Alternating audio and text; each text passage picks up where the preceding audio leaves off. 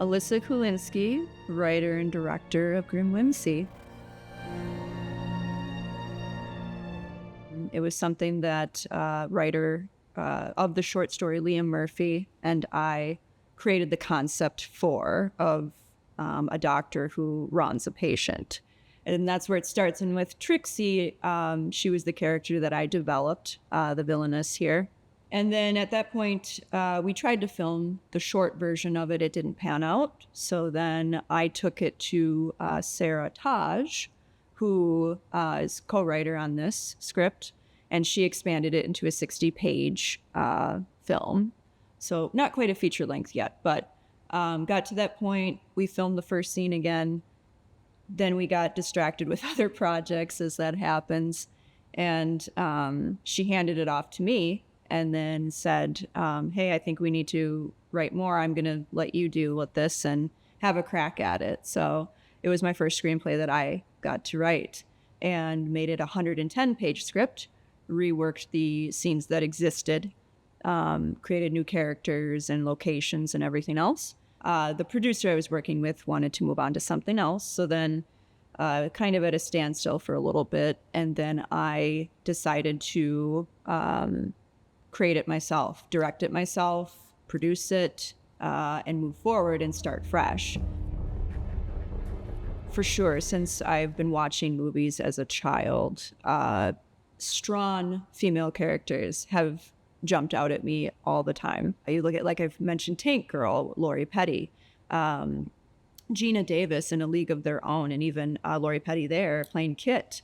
But also for this type of genre in particular, for Grim Whimsy, suspense thrillers are one of my favorite genres because I love the ability to tell a story in a narrative fashion where you can play with tempo and rhythm and pacing to build up to very key moments that hopefully move and shock the audience appropriately or make them feel what they should appropriately if you do it right. Film has definitely inspired me a great deal, and stories trying to highlight women in a different way that you are affected by. And I think I definitely was, because obviously I became an actor. I wanted to play those roles that are different. They're not the typical stereotype of what a woman should be. She's very layered compared to other roles that I've portrayed. So she was also very hard to embody all the time. I mean, I know that with directing and acting, it's a challenge, but with Trixie in particular, there was so much preparation that I had to do with her. It was often difficult to leave her on set when going home. But she has been a friend to me, I feel like, for 10 years now. I know her very well, and I feel like there's always going to be a part of her with me.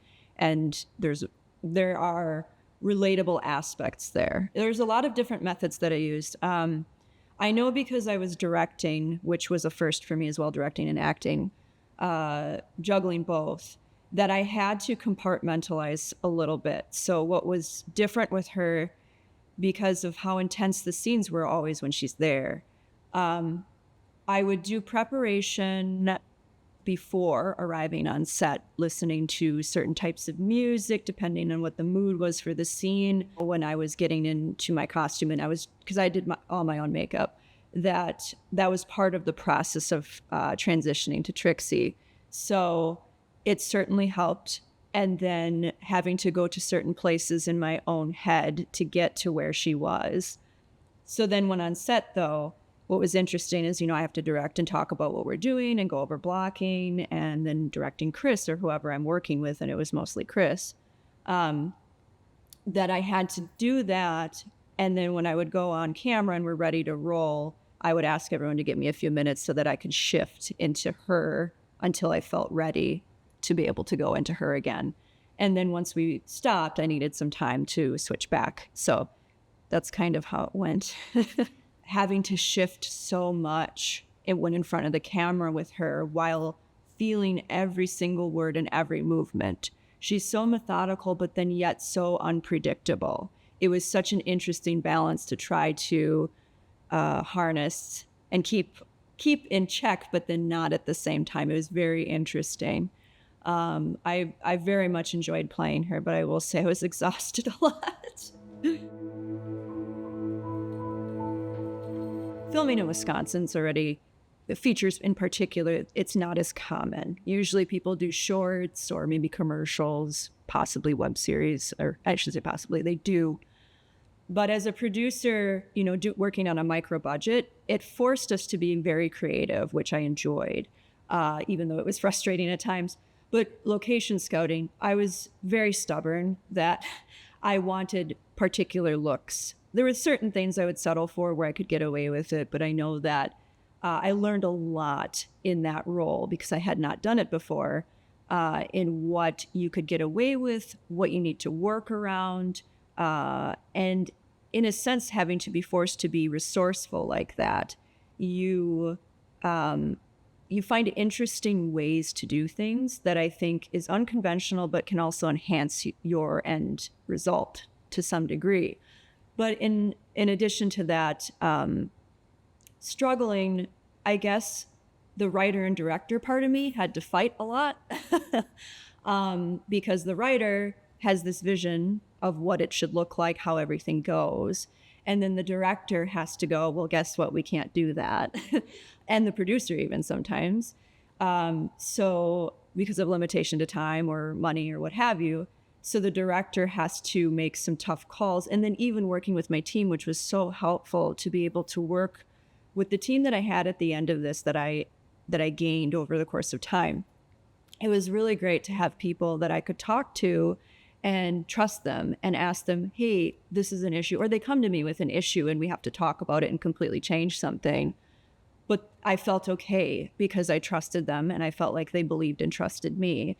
So juggling these roles and having to somewhat debate with each other was definitely something I learned and felt throughout.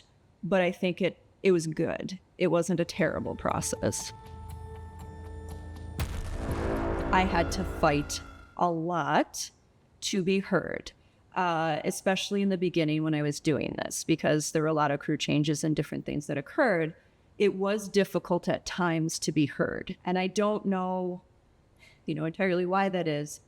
But for example, when I would want to talk about how I'd want to do something, or maybe I had a clear vision, I almost had to prove my case at times. Whereas, and I will say as an actor, watching male directors in action, that did not happen. When they wanted to do what they wanted to do, people jumped and did it. So it was interesting that I had that experience, but I kind of felt like it might have happened that way. But also I feel good about being, I guess, female in directing too, because we need more representation. Absolutely. That is still a problem for women in film. I just wish that there was more opportunities, but also encouragement and representation to show, hey, we can do this and we are here. Please, if you want to, join the team. But how it's shaped me for sure is I feel like my voice is even louder. I'm definitely a person who is direct and I speak out in general, but it's made me more sure of myself because I had to push, I had to fight, I had to daily kind of get in this headspace of, all right, I'm coming. I'm going to make sure that my idea is out there. Obviously, I want to hear what anyone else has to say, and I consider it because that's important. You're working with a team. But if I knew I was positive about how I wanted something to be done or how I wanted it to turn out, I held firm to it. So it just made me even stronger and more confident, I feel like. I feel it's incredibly important. There aren't enough depictions of that in film from the survivor standpoint specifically. We see from the oppressor a lot, but with Trixie in particular, I wanted to be sure that it's not just that typical, okay, this is what happened to her and this is why she becomes a villain. It's not just about that.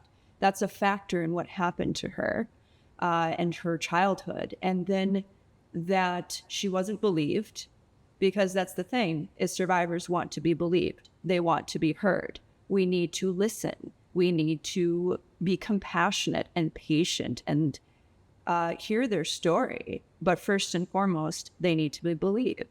I think that Trixie is going to have an effect on people in a variety of ways as to how she's perceived, where you probably hate her, you'll love her, you'll feel bad for her, you will mourn for her. It's not going to be a clean cut reaction with her. But most of all, I want people to be able to hear her story and have a better understanding of why, and that she is still a person.